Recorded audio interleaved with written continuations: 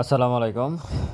Market update যদি বলতে চাই তাহলে এই মুহূর্তে সময় হচ্ছে 1:25, 12 পয়েন্টের মতো 13 পয়েন্টের মতো প্লাস আছে।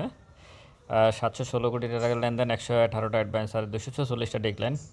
মার্কেট যদিও প্লাস, কিন্তু ইন্ডিভিজুয়াল শেয়ার অনুযায়ী মার্কেট কিন্তু আসলে নেগেটিভে আছে।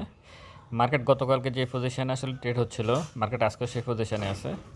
গতকালকে শুরুতে যে হাইটা করছিল, পরবর্তীতে হাইটা আর করতে পারে না। আজকেও কিন্তু সেম ধারাবাহিক পতনের একটা ট্রেন্ড আছে। অনেকবারই কিন্তু মার্কেট নেগেটিভ ছিল আজকে। একবার, দুইবার, তিনবার, চারবার, পাঁচবার, 6-7বার নেগেটিভ ছিল মার্কেট। একটু এলোমেলো মনে হচ্ছে। আসলে সিদ্ধান্ত, এই ক্যান্ডেলগুলো কিন্তু হচ্ছে সিদ্ধান্তহীনতার ক্যান্ডেল। এখানে হয়তো ইয়ে থাকতে পারে, কী বলে, সেল থাকতে পারে, কিন্তু ব্যাপারটা এরকম হওয়ার কথা না। যাই হোক, গেইনারে আছে স্কট টেক্সটাইল, গেইল, বেডি ল্যাম্প বা ব্রাক ব্যাংক। লুজারে সবচেয়ে বেশি যেটা সেটা হচ্ছে সোনালী পেপার, লুজারে আছে। ভ্যালুতে আছে BRAC bank, Olympic, Mobil Jamuna, BAT BC. বলিয়ামে আছে ব্রাক ব্যাংক, আইএফআইসি ব্যাংক, ট্রেডে আছে ব্রাক ব্যাংক, মোবিল যমুনা, জিফি, টেকনোডাক, সিপালস। এই হচ্ছে অবস্থা। যদি আমরা একটু ইন্ডেক্স মোবারে যাই, তাহলে ইন্ডেক্স মোবারে ব্রাক ব্যাংক, ইসলামী ব্যাংক, বিএসসিপিএল, রানেটা কিন্তু একটু ভালো করার সম্ভাবনা আছে, কারণ রানেটা পড়ে আছে সেটা।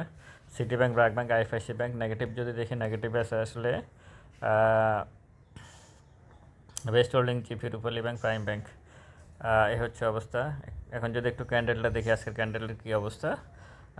এই মুহূর্তে মার্কেট আপডেটে যদি ক্যান্ডেলের পজিশান দেখতে যাই, তাহলে ক্যান্ডেল এই মুহূর্তে আছে এখনও মুভিং এভারেজ 14 দিনের যে ভ্যালু তার উপরে আছে। তবে আমি কালকেই বলছিলাম আমার ভিডিওতে যে ক্যান্ডেল 1000 পয়েন্ট যেভাবে বাড়ছে, ক্যান্ডেল ওইভাবে হয়তো সামনের দিকে বাড়বে না। দিন দিন কিন্তু ক্যান্ডেলটা এই মুহূর্তে পজিটিভ আছে, কিন্তু ক্যান্ডেলটা কিন্তু গতকালকের থেকে ছোট।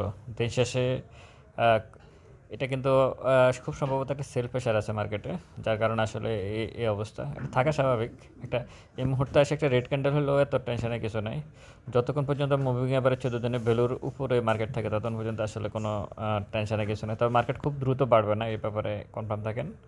1000 পয়েন্ট যেভাবে বাড়ছে সেভাবে বাড়বে না মার্কেট, আস্তে আস্তে হয়তো তার সামনের দিকে যাবে। যেহেতু 10%, 3% সার্কিট ব্রেকার তুলে দেওয়ার পরেও মার্কেট এইভাবে বাড়তেছে, পজিটিভলি বাড়তেছে, তাহলে বোঝা যাচ্ছে যে মার্কেট সামনের দিনে ভালো কিছু আশা করা যায়। আপডেট এই অবস্থায়। ভালো থাকবেন সবাই। আসসালামু আলাইকুম।